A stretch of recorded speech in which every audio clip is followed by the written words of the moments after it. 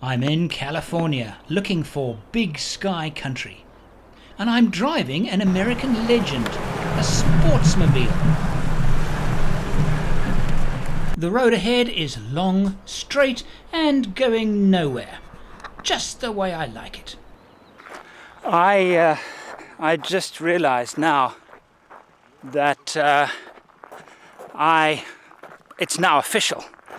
I have the best job in the entire world, because I get to come to places all over the world and drive interesting vehicles, and I get to come to places like this.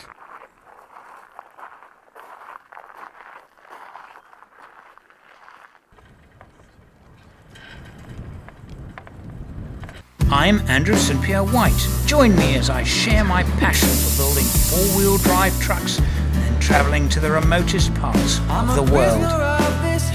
If you enjoy this video, please subscribe and remember to hit that notifications bell to make sure you catch our weekly videos. Travelling with me is Alan Felt, boss man at Sportsmobile. This is really hard ground though. And a good friend from Colorado, Bob Towry. There it is, the mighty Colorado River.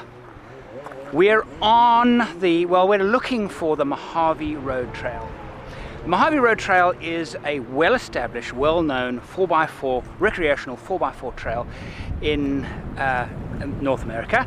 It has really a very, very rich history. But what I like about it the most is that it is completely uncommercialized. So much so that the road to get on it is not even signposted. So we've set up camp here with the two Sportsmobile and my friend Bob Towry from Colorado. He's here with his Toyota Tacoma. And we're going to spend 3 days in the desert exploring the Mojave Road Trail.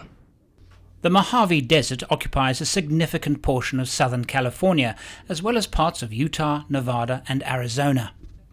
Our trail begins near the town of Bullhead City and travels across barren, almost uninhabited land, ending at the Soda Lake near the town of Barstow. It will take us 3 days. I've already been in America for 2 weeks. The country's largest overland and 4x4 expo is held each May in Arizona, and that's the main attraction. But I've also come here to satisfy my lust for machinery. So my first stop is the Pima Air and Space Museum in Tucson, where there is one of the world's most spectacular collections of Cold War hardware. I start this year's visit to Arizona here, near the town of Tucson. This is the David Monthan Air Base. It's very close, and this is where old aircraft come to die. An enormous reclamation center where aircraft are stored or scrapped, or in this case at the Pima Aerospace Museum, kept on show. What an extraordinary example of Cold War machinery. There's great exotics like British Canberras and Shackletons, and the great part about it, can you hear that? But it's the Hercules doing bumps and training at the airbase. So while you watch look at the aircraft, you can watch it fly overhead as well.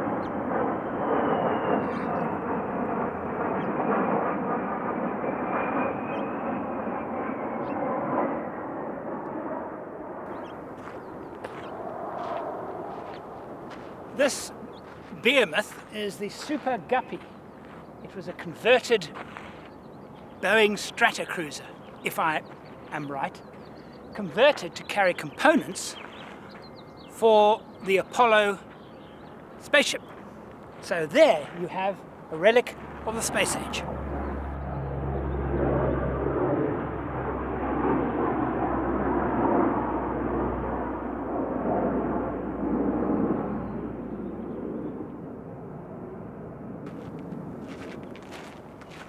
This aircraft is Boeing 707, but no ordinary Boeing 707. More people have thrown up in that aircraft than in any other aircraft in history. In fact, It is called the Vomit Comet. NASA used it to train their astronauts in zero gravity.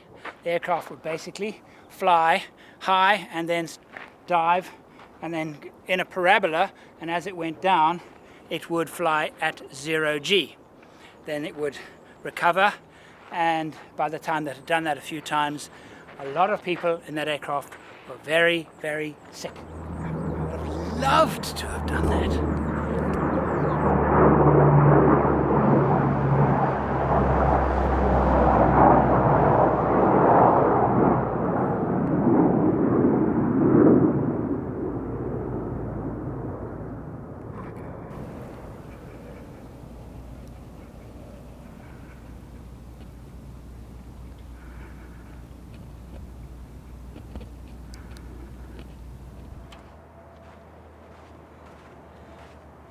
That aircraft there, Avro Shackleton, has a very special place in my heart.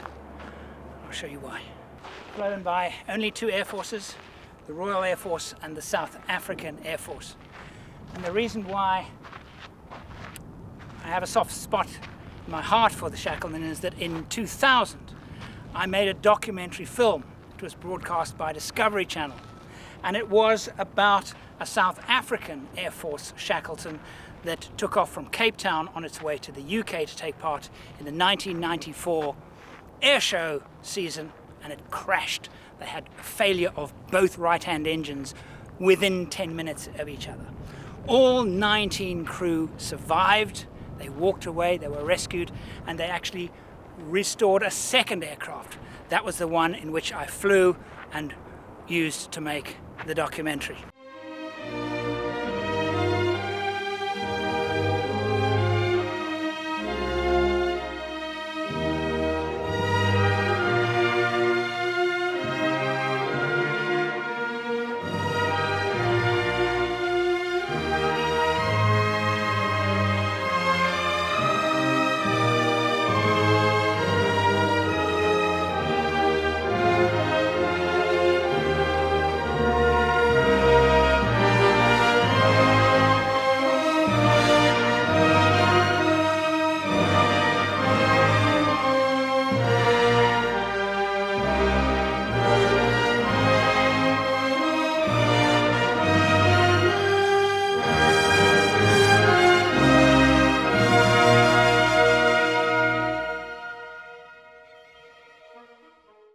This is the experimental Boeing YC-14.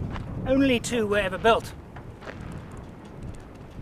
What strikes me is the resources and the waste, the amount of money spent on these machines of war. Anyway, amazing place, absolutely extraordinary. I made one mistake. I missed the tour bus that leaves at 2 o'clock in the afternoon. I missed it. There's one in the morning, one in the afternoon, and that actually takes one through the reclamation section where they actually break aeroplanes up. And that'll be the conclusion of my trip to Davis-Monthan Air Base. Harry, I'm back again 2 years in a row at the Overland Expo, Flagstaff, Arizona. It's May 2015, and I enjoyed myself last year so much that I decided to come back. One of the things that is very obvious about the American overland scene is that it is very varied. Shows in places like Australia and South Africa, most of the vehicles will be fairly small by comparison, and in the United States vehicles can be everything from an enormous truck to a fairly ordinary pickup. It strikes me that the choice we have when it comes to overlanding vehicles is big, medium or small. I'm used to small, comparatively small anyway. Toyota Land Cruiser, converted into a camper. You can kind of live in it, but you wouldn't really want to live in it for very long. And I asked the question, if I was to drive around the world for a year, would I be happy living out of a very small vehicle? Well, of course, the alternative is something like this, which doesn't appeal to me at all. As magnificent as some of them are, very large overlanding trucks do nothing for me. And besides, many national parks, they just simply don't let them in. They're just too big. But there is an alternative.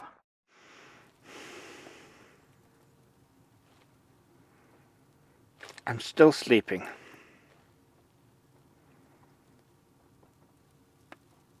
Did it snow last night? I dreamt that it snowed last night. Well, this is where I spent the night last night. Sun is just coming up. It's 5:30 and the light out there is wonderful, so I'm going to go and take some pictures.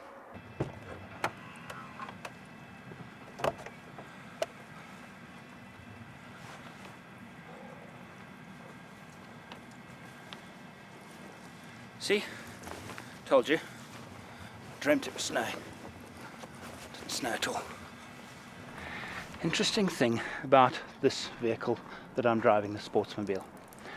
It's gathered a clan of customers, is too a drier word. A fellowship of drivers. I mean, all of these vehicles you can see here, they're all Sportsmobiles, and they've all gathered. It reminds me of the RV meets. RV is a home-built aircraft called an RV, and hundreds of them gather every year to a single place in the United States. There are thousands of them flying all over the world. This is the equivalent. And as I walk past them, each of them is humming with their heaters running. There must be 30, 40 here.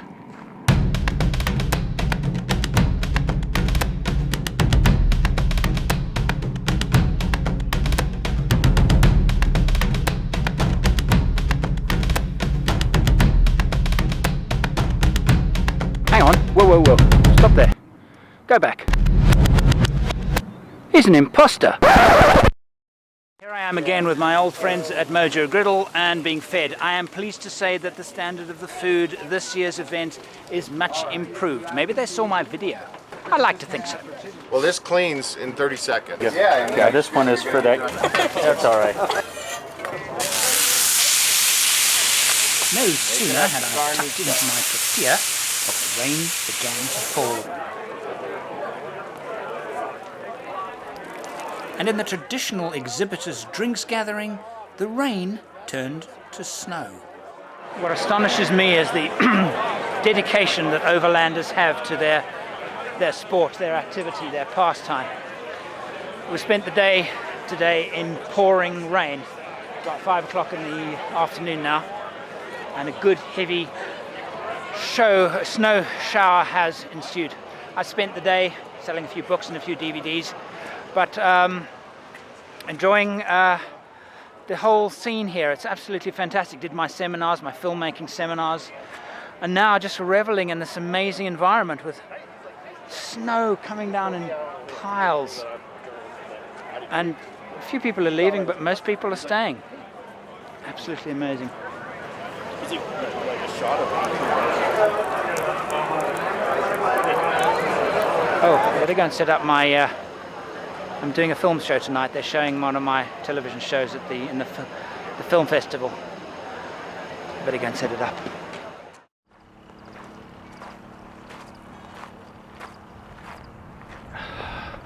Well, all around me, the exhibitors are preparing for a night camping.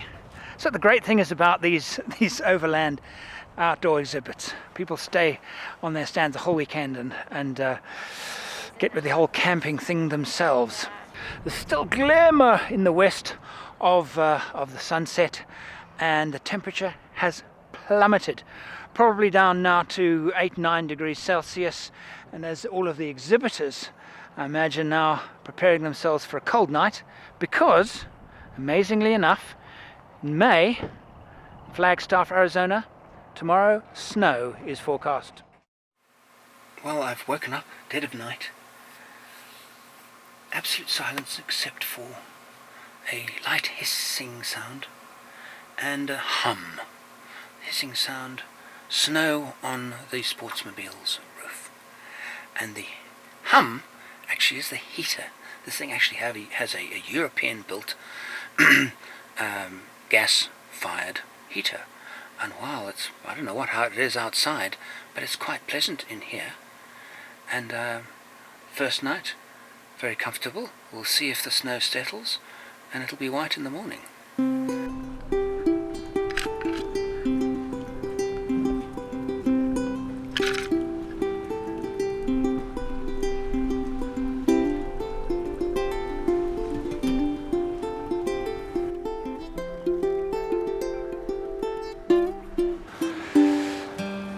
Well, early morning it is, and, well, need I say more?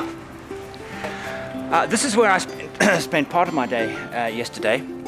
After my filmmaking seminars, I came and sat here. Lovely bunch of people. And this is called the Author's Table, and how people are going to get to it this morning with all this water here.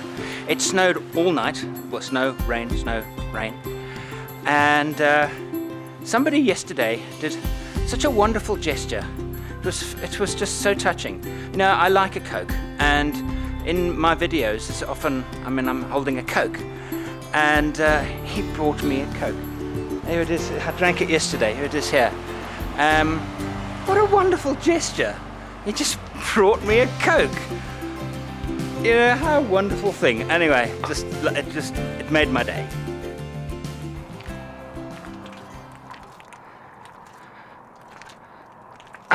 I desperately want to show you the campground, because yesterday it just rained and rained and rained, and between the rain there was quite a bit of rain. It's unbelievable. Now the story goes that almost every single vehicle in the camping ground was bogged down. They had some military truck or something that pulled out yesterday afternoon about 40 vehicles out of the slime. It's clay, you see, because this is actually lake bed. And, you know, lake bed, silt gets wet and the mud sticks to everything. And I'm finding it incredibly difficult to walk. And I'm going to turn the camera off now, because if I fall over, I don't want you laughing at me. It's not a funny matter. Man, it's difficult walking.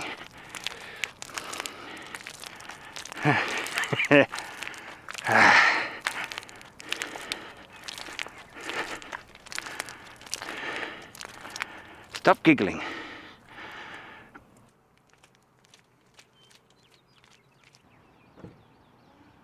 I never did reach the campsite because my excursion was interrupted. During the brief time that the sun did appear on Sunday, the Land Rovers could not venture onto their track. It was still just too sticky. But most of the activities and lectures went on regardless.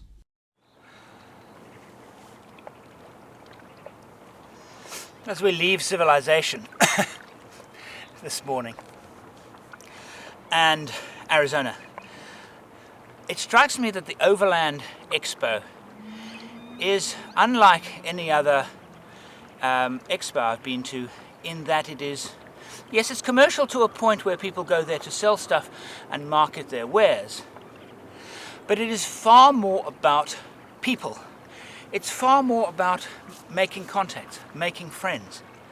And I must say that every time I've been there, I've made friends, but created real genuine friendships.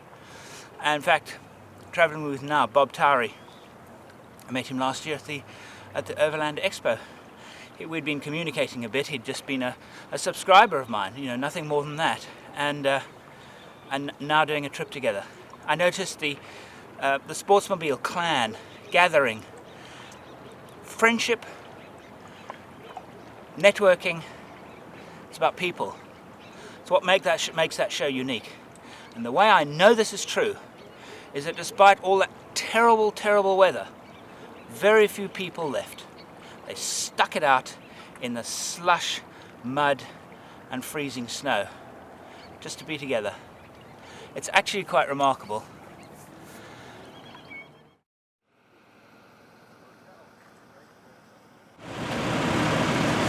Mojave Road. Now, I wonder how the first people found it, when the sign wasn't here. Well, here we are at the beginning of the Mojave Road. It's taken about 2 hours to actually find the point. We have an old book. The new book has lots of GPS coordinates, so we've been doing it the difficult way, without the use of GPS, but we have at last found it, so our adventure begins here. But this is where I really belong. On the trail with an open road in front of me, no distractions, well, except for this one. A fantastic thing. And I get to come to places like this and see these mad cactuses. Oh, these beautiful things. Oh, it's stuck hard on my foot.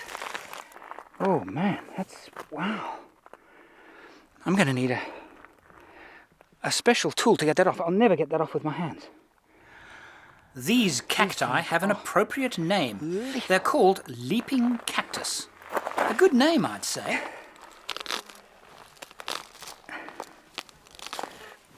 You can't touch this with your hands. It's absolutely lethal. I've never known a cactus to be quite this angry and vicious. They are quite scary things. Tell you something. You accidentally get one of those in your sleeping bag and you will have a very, very miserable night. On a motorbike, you'd have to keep your butt so far up to keep from getting slapped in the butt so hard it'll...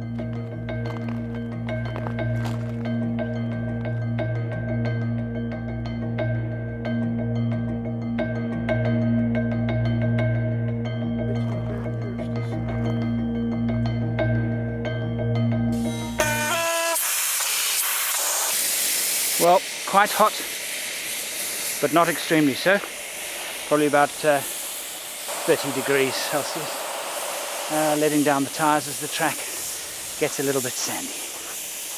These are automatic deflators from Trail Ready, and what's really nice, you can set them, and these have a pressure setting, and you can set them anywhere from 15 to 40 psi. And all you have to do is do one, and then you count the number of turns, and you set the other tires the same way. So you only have to measure one, and then you put them on, and you can actually drive with them while you're on the road. And they'll deflate, and then you just unscrew them. Actually comes with this real nice tire deflator guide here, so you can actually go to your tire size and the weight of the gross vehicle weight of the vehicle, and it actually come down here and actually tell you, what the tire settings should be for those different tires and the weight of your vehicle, which is kind of really nice. So a little handy indicator there that comes with it.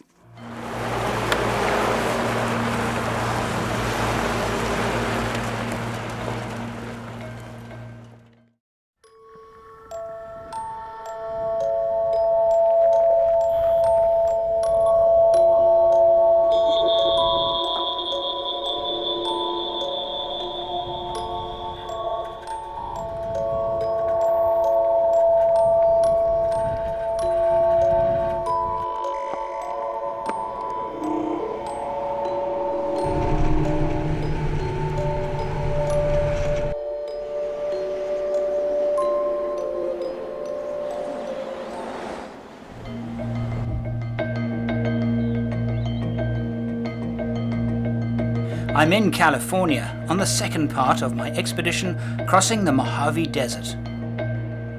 I'm traveling with two friends and driving what has become an icon of North American overlanding, the Sportsmobile.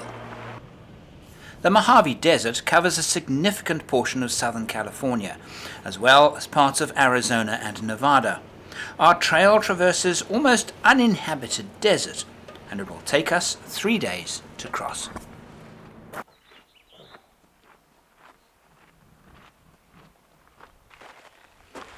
Along the trail there are 4 water holes. This is Fort Puite. I think that's how you pronounce it. And the valley we've crossed is called Puite Valley. Now the interesting thing is that soldiers were billeted here to protect the waterhole from bandits and Indians.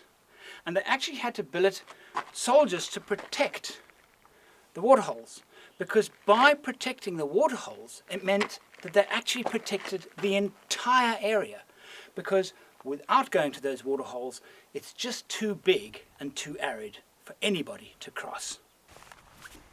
Hey Andrew, I think you need to take a rock from here, and maybe in 100 miles or so you'll figure out why you need it. Does it matter which? No, apparently it doesn't matter what rock. There's such a big choice here. I know, this looks like a piece of volcanic rock. I've been told I have to have one with me. I'm not allowed to venture one more foot without a piece of landscape. And they refuse to tell me why. So I'll do it. Crossing deserts is a passion of mine, and I can't help comparing the Mojave with other deserts that I've crossed. The terrain in so many ways is similar to the Richtersveld, but also actually not.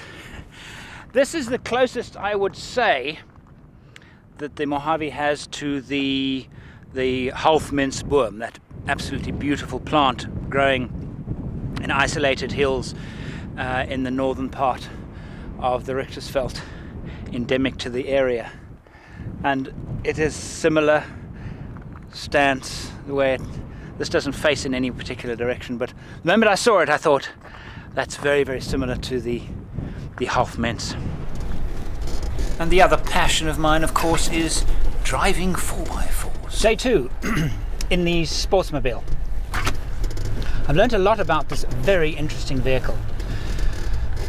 I think many people who would look at it might just think, well, it's a Ford van that's been beefed up a little bit and four-wheel drive system added to it. I believe it's a lot more than that. For example, they didn't just take an axle off the shelf and use that, and then take a transfer gearbox and add that on and kind of compile it from existing products. A lot of the products, including some of the major ones, are actually custom. They're actually built for the Sportsmobile.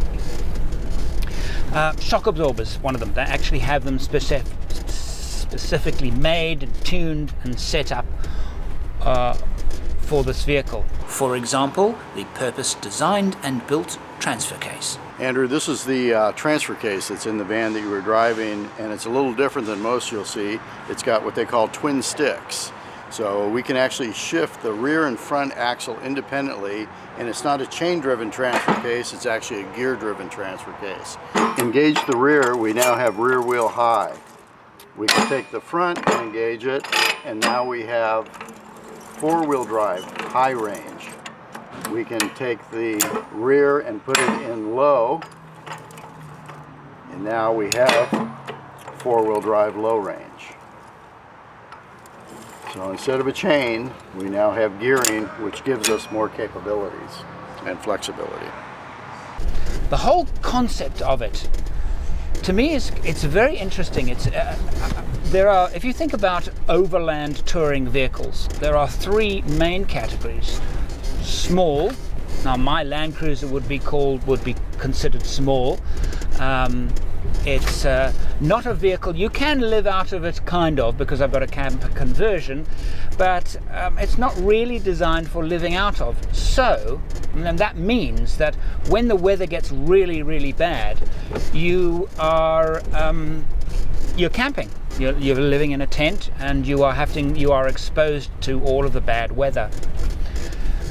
Once you get to this size, and while this is a big vehicle, it's only a medium-sized vehicle. It can easily fit into a shipping container, so as a world touring vehicle, putting it in the container is possible, whereas the very large trucks, which actually don't appeal to me at all, personally, but they are very much live-in vehicles, more so than anything else, because You can't put them in a shipping container, the big ones, and therefore shipping them across the seas is more complicated and subject to major security problems.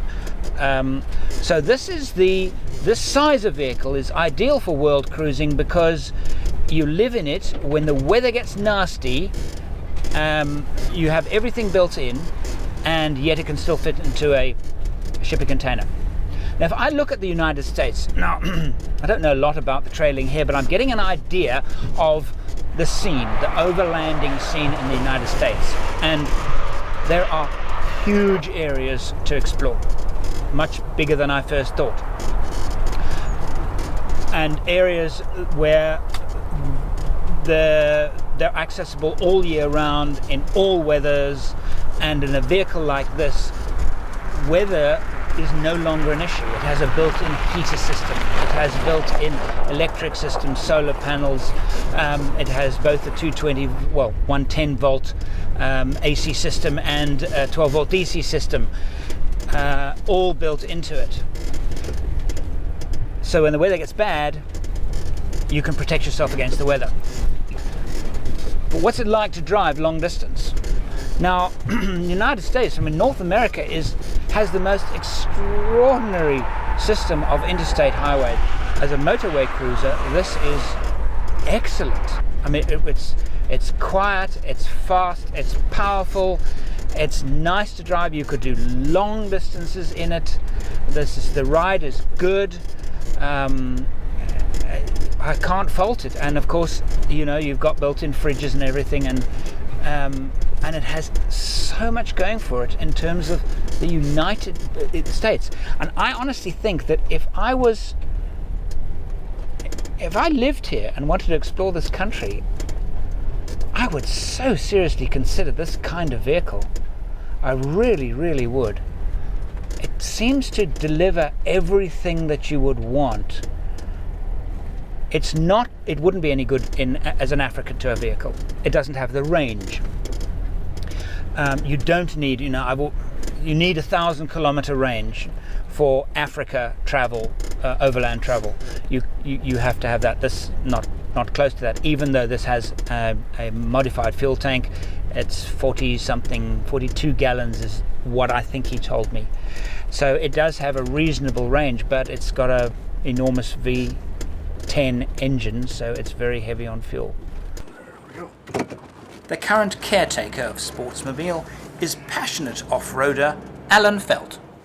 Sportsmobile is over 50 years old, and it was originally designed for the Volkswagen van again back in 1961, and that's how it started. And since then, we've moved away from the Volkswagen chassis, and Westphalia has pretty much taken that over in the mid-60s with their pop top, and we started doing Ford, Chevy, and Dodge chassis. And now we've progressed into the Mercedes Sprinter and actually building our own bodies on the Ford. Andrew, the Ford van that you were driving, this is how we get it in. It's called a cutaway chassis. Just the front cab. After the front doors, there's nothing there but frame and rail. We sell to a lot of photographers. We sell to a lot of windsurfers, kiteboarders, skiers, people that like to go down to Baja a lot, windsurf and surf down there. Just people that like to get out in the backcountry and out in the middle of nowhere, kind of like we are right now. We put new drive shafts in. He's got it hanging here right now. Just the shocks are made by Fox and Santee. All new spring mounts, new shocks. This is the size of the transfer case, so it's a lot smaller, and it's probably 10 times stronger. But every component made in California. And the van will get you there, and then it's got all the comforts of a motorhome inside, gets you off the ground, gets you out of the weather. At the expo this year, that was a perfect example. We had rain, we had mud, and we had snow, and we had cold winds. And that's perfect Sportsmobile weather. So this new Mercedes Sprinter, this is the first time we've had it off-road, and I've been very happily impressed on its capabilities in the sand and in the rocks, and I'm ecstatic about it. The Ford is body on frame. It has 10 forward gears and 2-wheel drive and 4-wheel drive. You can drive it rear wheel, front wheel or four wheel, as you've experienced. And it's just a more robust four-wheel drive system. It's got more articulation. It's a more extreme off-road vehicle. I believe this Mercedes, which is unibody and factory four-wheel drive, it does have a low-range option. I believe it'll do 80%. I've been saying 80% of what our customers believe. After doing this little run right now, I'm thinking maybe 85% even. It's a very capable off-road vehicle. Driving the Sportsmobile off-road along these tracks, it's not exactly a nimble vehicle. Well, it's not exactly a small vehicle, but I found it easier than I expected it would be. It took me, I don't know, an hour or so to get used to the width. Off-road, to get used to the length, took me a little while, but it's absolutely competent, as comfortable as anything on these rough tracks. It really is quite impressive. The interior and sleeping accommodation is actually designed for 4 people, and these seats can be used while traveling. There are seat belts, so it is actually a 4 people carrier, not a 2 people carrier as I first thought.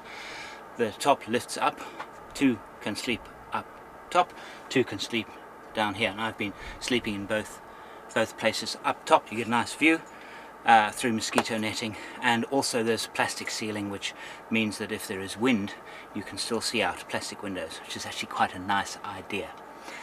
I wouldn't configure it like this for myself. I mean, these are very high quality kitchen tops. I probably wouldn't do that, but that's just my style. I think I'm a little bit more practical, but quality of finish is first class. I don't like where the fridge is, but you know, the thing is that these vehicles, almost all of them, are actually built to individual specifications. To be honest with you, this entire trip I've been thinking, how would I configure it? What would I do? And my mind has been churning all the time, different ideas on what I would do. I'd use some of the systems, definitely. They've got the full electrical system, the 12-volt system, and a AC system, water pumps, and the whole bang shoot.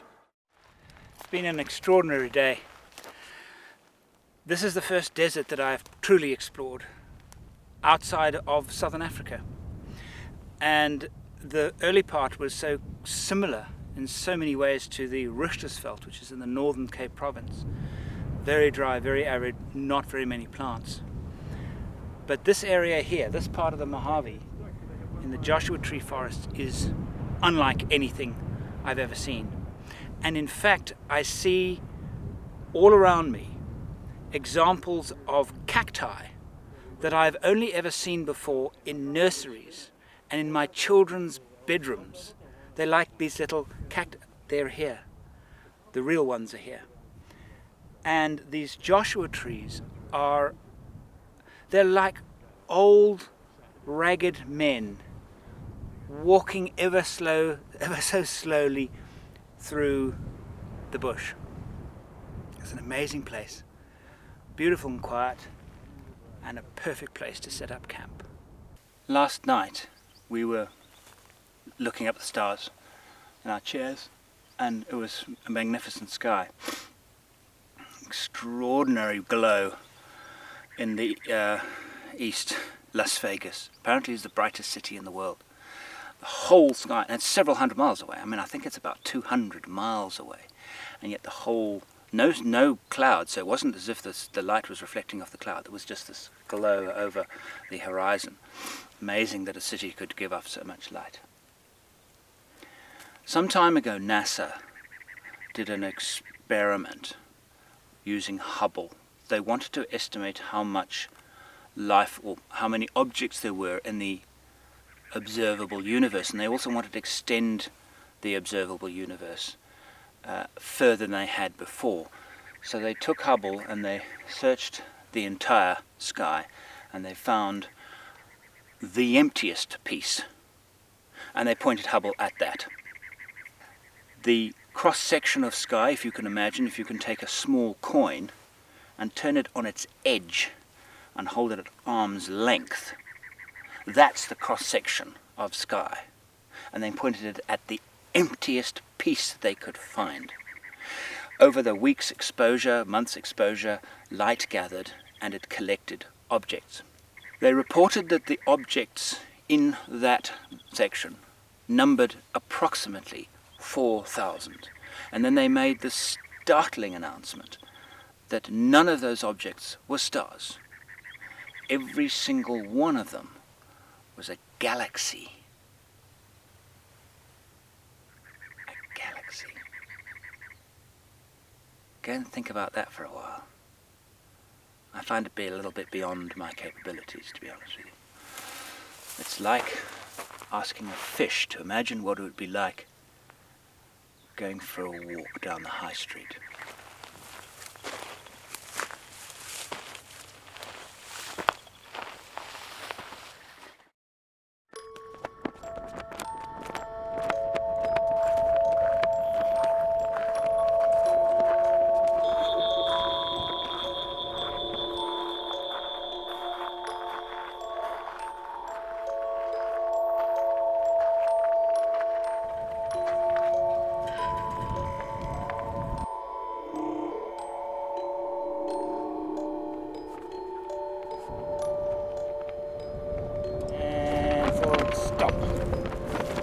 We're on the Mojave Trail, and this is the Mojave Trail mailbox.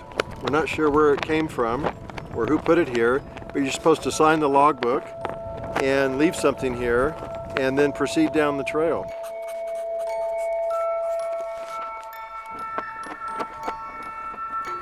Do you want to get a picture of me?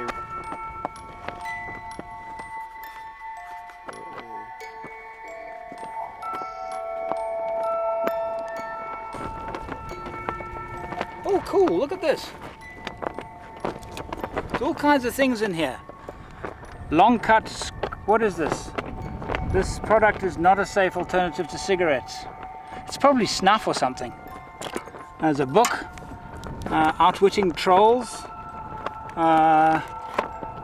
There's some biscuits. I see some water on the ground there. Bubble gum, chewing gum. And the pen, does it stay in here? Yeah. What can I leave?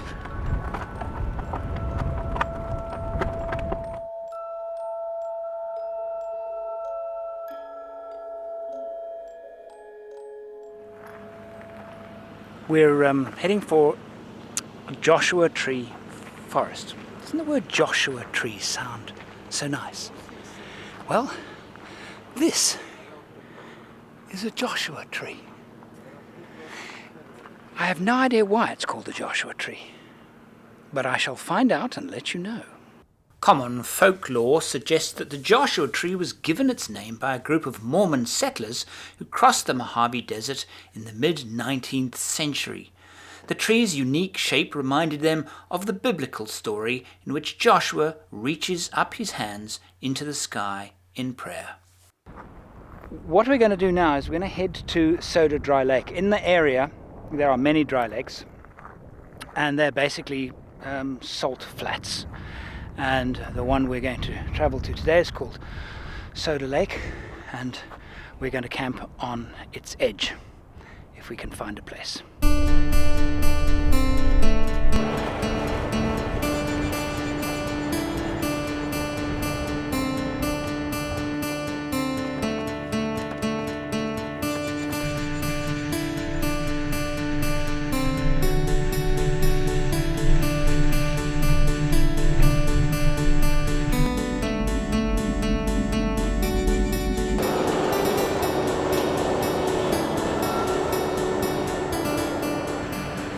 So this is Soda Lake, and we're coming to the end of our little expedition. What are we going to do now?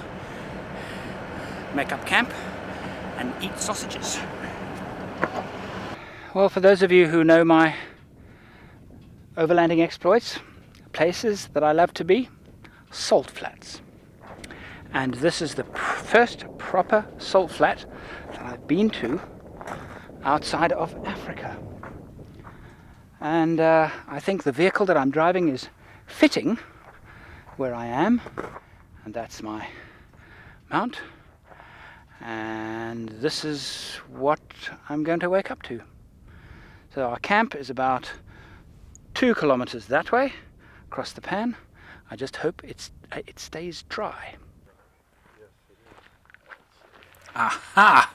So, this big mystery. Why did I have to carry a rock 100 miles across the desert? On top of this traveller's pile is a plaque, the inscription on which will reveal all. I don't know what the big mystery is, but this is the pile of stones that everybody who crosses Soda Lake has to now put a rock on the pile and read the plaque. Only problem is, well, for you anyway, I am forbidden to reveal it. I've been sworn to secrecy. I can't tell you what it says on the plaque. It's actually quite... Wow, that's really... Whew. Sorry, I can't. I've been sworn to secrecy. They said, no, you do not say it's no. So, you're going to have to come here. If you want to know what it says on that plaque, you're going to have to come here. Now that was a worthwhile trip. That was a worthwhile trip.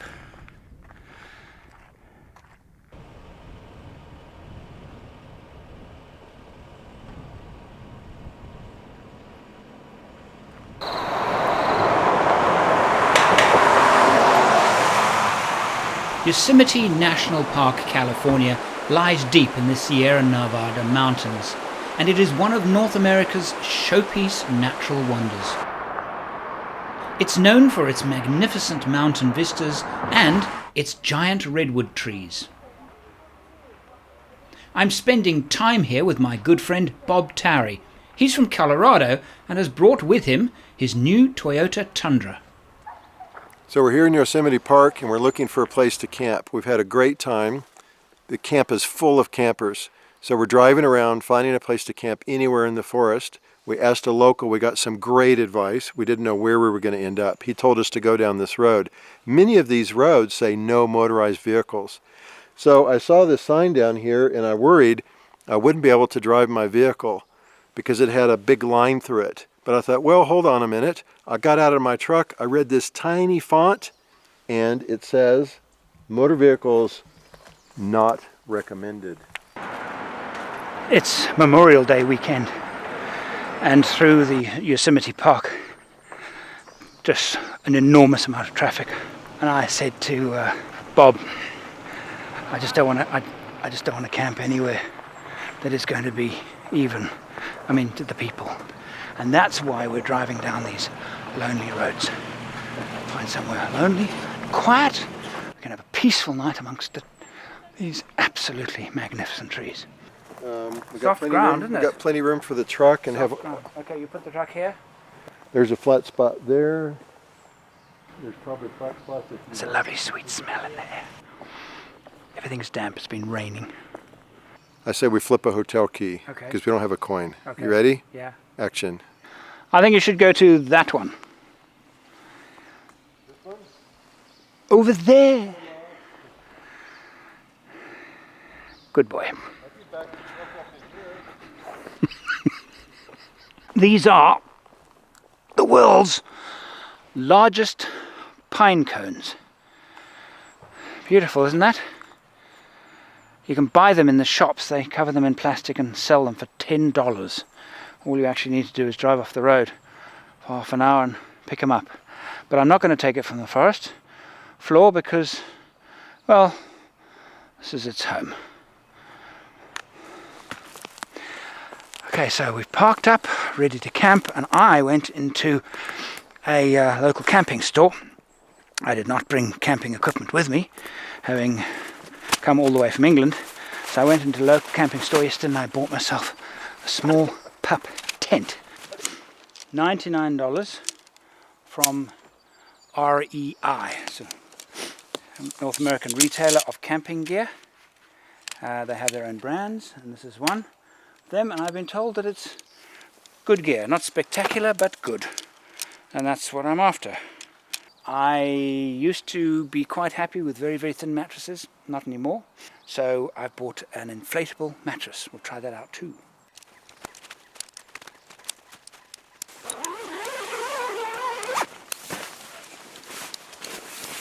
That's a lovely little tent. Right, now, what have we got? That's my cup, because he only packed for one. Of course he only packed for one. He was traveling on his own, and I didn't pack for anybody because I didn't know where I was going to be doing this. So, you say this coffee's good? I think so. We'll have that, and I'll drink it out of my very stylish, yes, look, Atari Royal Collection Premier Edition.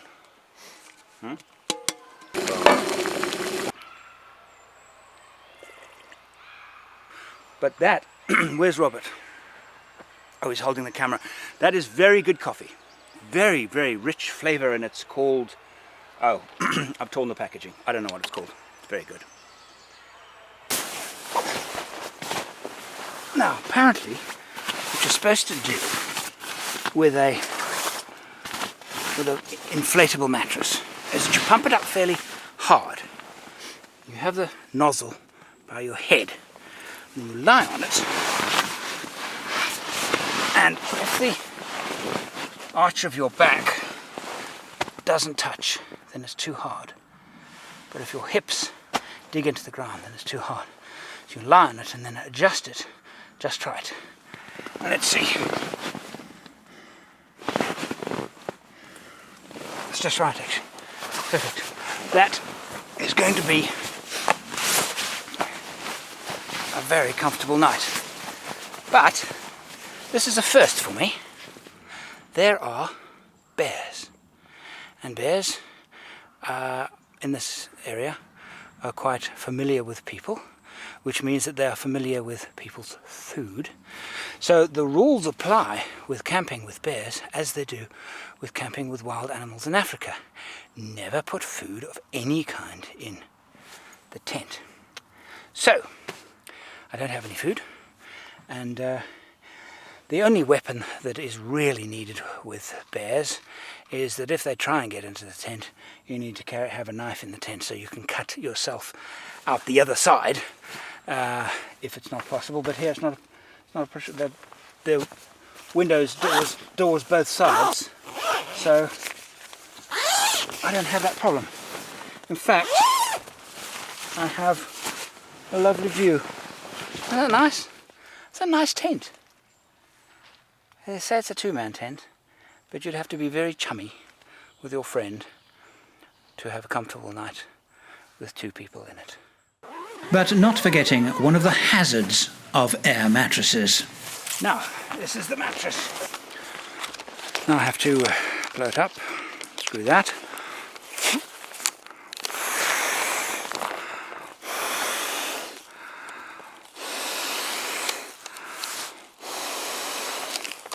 Now, this will take me several hours, and I hope that by the time I faint from overdoing it, it'll be pumped up enough to cushion my fall.